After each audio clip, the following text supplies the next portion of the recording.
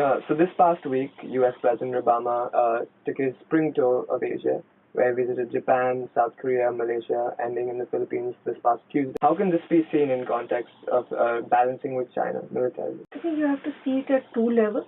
One is the U.S.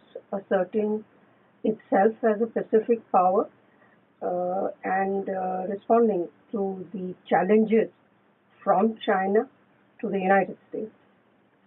At another level, it has to be seen as trying to provide reassurance to its treaty ally, Japan, which it did by clarifying that in the event that there are armed hostilities over the Senkaku Islands, that would require the United States to act under Article 5 of the treaty because it has been administered by Japan. At the same time, the defense agreement that it has signed with the Philippines is similarly intended to reassure the Philippines that if there are any more encroachments on islands claimed by the Philippines, but also claimed by China, then the United States would be there to assist. I think while it may have reassured them to some extent, it's not clear how much the United States would assist.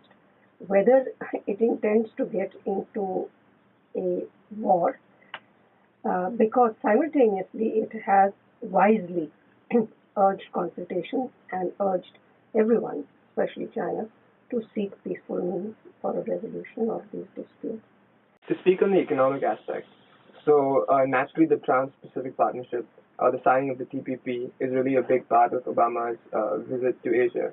How would you assess the progress of the TPP in light of Obama's visit? Well, clearly there hasn't been any progress, especially with Japan, which joined the negotiations a bit later than some of the other countries. The two sides have not moved yet. They are expected to continue negotiations, and it remains to be seen whether the Prime Minister Abe can defy the really powerful agricultural lobbies in Japan. It also remains to be seen what concession the United States is prepared to make, which we have not heard of as yet. Similarly, and unsurprisingly, it couldn't make any progress with Malaysia, which is also one of the countries that is in the negotiation, because trade agreements are always either the whole package or nothing. So there hasn't been any progress in the TPP, and frankly, speaking from the point of India, that may not be such a bad thing, since we are not part of the countries that are negotiating at the moment, nor are we going to be able to or want to fulfill the excessive requirements that it places in the IPR and labor issues. Lastly, to view Obama's visit to Asia as a chapter in the overall U.S. pivot to Asia, how would you assess the success of the pivot so far? We're seeing last year Obama had to cancel his visit to Asia due to domestic trouble. Now U.S. focus is shifting towards Ukraine. How do you see the strategic spheres in Asia changing? I think that many of the countries that are in disputes with China would like to see the United States raise its profile in the region.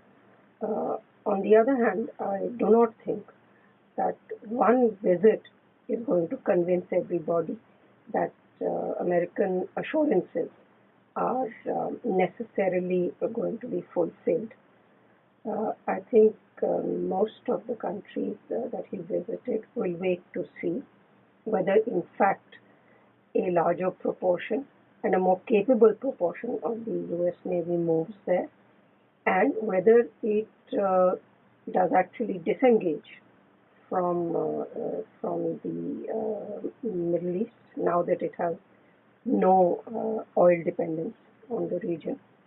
And I think the rest of the world will want to see how it acts in this dispute with Russia,